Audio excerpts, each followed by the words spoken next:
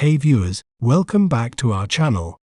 Today, we're delving into a captivating term that is a city in France, having a population of about 750,000 people. Well, how do we say its name correctly?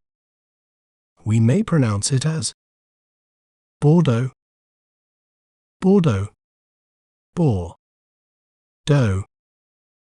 It's not Bordeaux, it's Bordeaux. Bordeaux is renowned worldwide for its wine industry and is considered the wine capital of the world.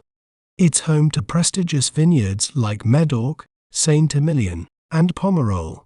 The city itself boasts elegant 18th-century architecture, vibrant cultural festivals, and a rich history as a bustling port town.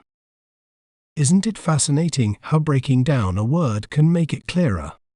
If you enjoyed learning about Bordeaux, be sure to subscribe to our channel for more educational content. Thanks for watching. Remember, knowledge is power. See you next time.